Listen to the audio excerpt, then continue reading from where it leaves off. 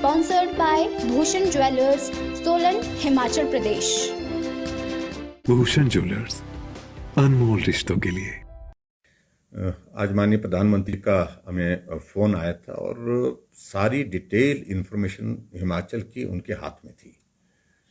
Total number of cases के साथ साथ में रिस्ट्रिक्शंस के बारे में उन्होंने जानकारी ली, पॉजिटिविटी रेट कितना है और उसके साथ में डेथ कितनी है, डेथ रेट कितना है। इन तमाम सारी बातों को चर्चा करने के बाद ऑक्सीजन की सप्लाई कैसे चल रही है, वैक्सीन की सप्लाई कैसे चल रही है और उसके बाद रिस्ट्रिक्शन में कुछ और चीज़ें जो करने की दृष्टि से आप सोच रहे हैं वो भी बात उनने की है।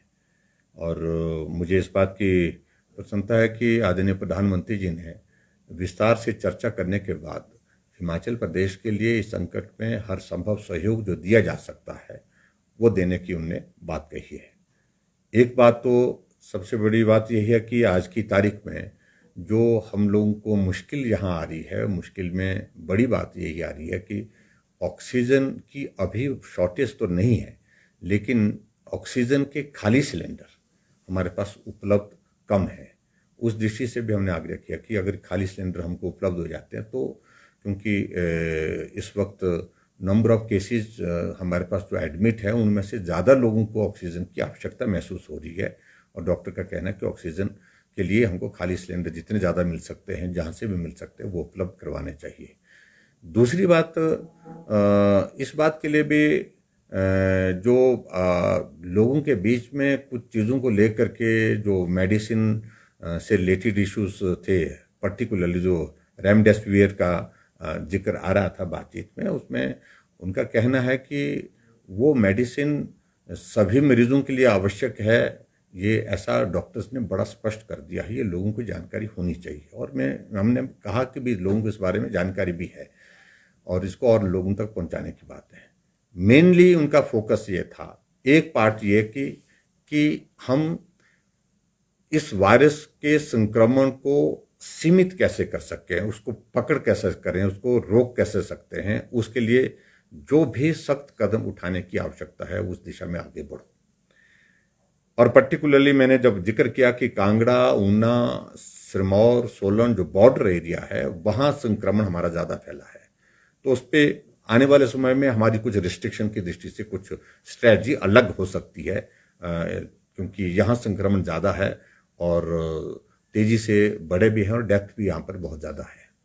हालांकि बाकी जगह भी है, मंडी में भी हम देख रहे हैं, अब तो सब जगह संक्रमण सब जगह फैला, लेकिन यहाँ का कंपैरेटिवली ज्यादा है। तो यहाँ इन 4-5 जिलों में इस बात को लेकर के विचार करके हम एक आज शाम तक या कल तक हम विचार करेंगे इस बात को लेकर के कि वहां और स्ट्रिंजेंट और सख्त जो है क्या किया जा सकता है ताकि मूवमेंट को वहां पर और ज्यादा रोक सके, संक्रमण को हम रोक सकें। और उसके बाद दूसरा उनका प्रमुख रूप से है कि गरीब आदमी को परेशानी नहीं, मजदूर आदमी को परेशानी ना हो, यानी लाइवलीहुड से कंसर्न लगे प्रधानमंत्री जी ने कहा कि लाइवलीहुड पर इसका इम्पैक्ट इस प्रकार का ना आए, जो छोटे लोग हैं उसका क्या रास्ता हो सकता है। तो उस सारी चीज को लेकर के भी उन्होंने कहा कि थोड़े वक्त के लिए तो थोड़ा रिस्ट्रिक्शन, लेकिन लंबा स्पैन उसमें ना हो, इस बात को देख लीजिए किस तरह से किया जा सकता है। तो एक एक चीज को लेकर के डिस्कशन हुई है उनसे। और ऑक्सीजन के सिलसिले में कई जगह इस तरह की परिस्थिति उन्होंने कहा कि हिमाचल में उपलब्धता तो है आपके पास, ऐसी अभी तक इस तरह की बात नहीं है, लेकिन फिर भी इस चीज को करें, कोशिश करें कि ऑक्सीजन की सप्लाई चेन मेंटेन रहे। कोटा बढ़ाने के लिए हमने बात कही कि हमारे अभी तक एट प्रेजेंट जो है वो 15 मीट्रिक टन जो है हमको कोटा निर्धारित हुआ, हमने इसके लिए हमने लिखा हुआ 30 करने के लिए हमने बोला हुआ है। इन बातों को लेकर के भी उन्होंने कहा कि इन सारी चीज़ों को लेकर विचार करते हैं कि जो किया जा सकता है करने की। लेकिन कई जगह इस बात को भी देखा गया है कि देश के बहुत जगह ऑक्सीजन का वेस्टेज भी बहुत ज़्यादा इसमें हो रहा है, तो इस बात को लेकर के भी थोड़ा सा ठीक करने की जो ज़रूरतें हैं, एक एक चीज़ के लिए बारीकी से उनने जानकारियाँ हासिल की है। और जहां मृत्यु दर में भी हिमाचल प्रदेश में हमने देखा कि काफ़ी नंबर, पिछले कल 56 टोटल डेथ हुई है, दुर्भाग्यपूर्ण स्थिति है वो हमारे लिए, वो काफ़ी ज़्यादा है, वो चिंता का भी विषय है। तो उस पे क्या, किस कारण से लोगों की मृत्यु हो रही है, यानी कि मतलब वजह क्या बन रही है, कोमॉर्बिडिटीज वाले ज़्यादा हैं, ओल्ड एज वाले ज़्यादा हैं, यंग वालों की कैसी संख्या उस बीच में है, वो सारी जानकारी भी आदरणीय प्रधानमंत्री जी ने उसमें ली, वो सारी हमने दी है। और उसमें हमने इस बात को देखा है कि यंग लोगों के बीच में मृत्यु हुई है, और उसकी बड़ी वजह जो डॉक्टर के साथ हमने जो डिस्कशन किया है डिटेल में, और उसमें ज़्यादा कारण यही है कि हॉस्पिटल पहुंचने में डिले। ठीक हो जाएंगे, आज नहीं तो कल देख लेते हैं, कल नहीं तो देखते हैं, एक आधा दिन और देखते हैं, और ये देखते देखते बहुत विलंब हुआ, और विलंब के कारण बहुत ऐसी स्थिति पैदा हुई है। और वायरस का अब की बार का जो इम्पैक्ट संक्रमण में भी, जैसा हमने पहले बताया कि तेज है, और उसके साथ साथ में ये फैटल भी बहुत ज़्यादा है, क्योंकि फैटलिटी रेट इसके कारण अब की बार वायरस का बहुत ज़्यादा बढ़ा है, ये भी देखने को मिला। इसलिए गंभीरता से लेना है, लोगों तक ठीक जानकारी पहुंचे, लोगों तक ठीक प्रकार से सारी सुविधाएं पहुंचे, इन बातों को सुनिश्चित करने के लिए प्रधानमंत्री जी ने कहा है।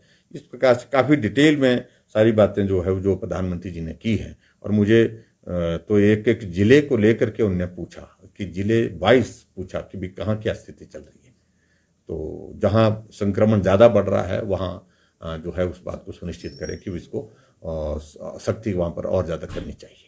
सर, पहले जिला भर में आपने लोगों से संपर्क किया, लोगों से मिले।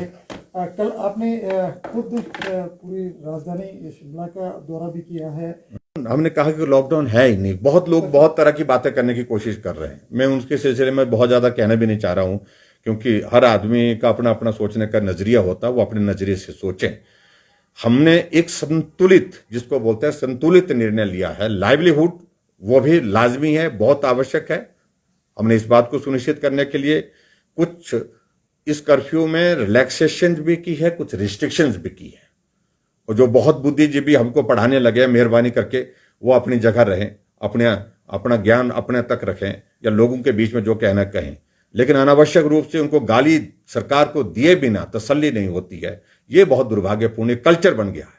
मैं एक वकील को देख रहा था, और जिस भाषा में बोलता है वो मुझे मालूम नहीं कहाँ पढ़ाई की उस आदमी ने, कहाँ उसने सीखा, कहाँ उसने ज्ञान वर्धन किया है, और किस प्रकार मैं उसके इतिहास को जानता हूँ, कहाँ होता था पहले वो, और सारी चीज़ों को लेकर के कहाँ पहुंचा वो, कहाँ। इसलिए मैं उसके बारे में ज़्यादा नहीं कुछ कहना चाहता हूँ, लेकिन मैं सिर्फ इतना कहना चाहता हूँ कि अनावश्यक रूप से गवर्नमेंट के खिलाफ कोई इश्यू है, बोलना चाहिए, कमी है, बोलना चाहिए, लेकिन उसके बावजूद भी जो ऐसे संकट के क्षण में जब दौर गुजर रहा है, हमें इन चीज़ों से बच करके उन लोगों की मदद के लिए आगे आना चाहिए जिनको मदद की जरूरत है। यही मैं कहना चाहता हूँ। पहले दिन से अब जब संक्रमण की गति बहुत तेजी से बढ़ी है, तो बेड कैपेसिटी बढ़ाने के लिए जहाँ जहाँ किया जा सकता तो वो हमने करने की कोशिश की है। कांगड़ा में राधा स्वामी सत्संग का जो प्रांगण है, उसमें हमारा काम युद्ध स्तर पर चला है। पहले 250 की कैपेसिटी, उसको 500 तक करेंगे, फिर 1000 तक के लिए, और वो कैपेसिटी एक्सपेंडेबल है। वो अगर बहुत ज़्यादा जाने की आवश्यकता पड़ेगी तो 5000 की कैपेसिटी भी उस कैंपस के अंदर की जा सकती है। हमको अगर ज़रूरत पड़ी तो वहाँ तक भी जाएंगे। सोलन में राधा स्वामी का एक बहुत बड़ा संस्थान है, वहाँ पर भी हमने कह दिया कि वहाँ पर भी आप शुरू करें, वहाँ पर भी काम की प्रक्रिया जो है, प्रोसेस जो है वो बहुत जल्दी शुरू हो जाएगा। मंडी में राधा स्वामी सत्संग का जो स्थान लेने के बाद वहाँ पर बेड कैपेसिटी को बढ़ाने के लिए हमने काम शुरू कर दिया। बहुत तेज़ गति से काम चल पड़ा है, और मुझे लगता है कि 4-5 दिन के अंदर वहाँ पर भी 200 की कैपेसिटी का हॉस्पिटल वहाँ पर बन करके मतलब वो तैयार हो जाएगा। हमारे लिए सिर्फ चुनौती एक ही चीज़ के लिए है कि जितनी बेड कैपेसिटी हम जनरेट कर रहे हैं, उसी तरह से हमको जो जरूरत है वो ऑक्सीजन के सिलेंडर की जरूरत रहेगी, ऑक्सीजन की सप्लाई की जरूरत रहेगी। वो चुनौती है, लेकिन मुझे पूरा भरोसा, पूरा उम्मीद है कि उसमें भी हम पूरा निश्चित रूप से पूरा करेंगे। पीक लग रहा है सर कि पीक आ गया है, या कब तक पीक? अभी तक तो ऐसा माना जा रहा है कि पीक की दिशा में आगे बढ़ रहे हैं, लेकिन अभी तक कहा नहीं जा सकता है कि पीक ये है, ये आना बाकी है।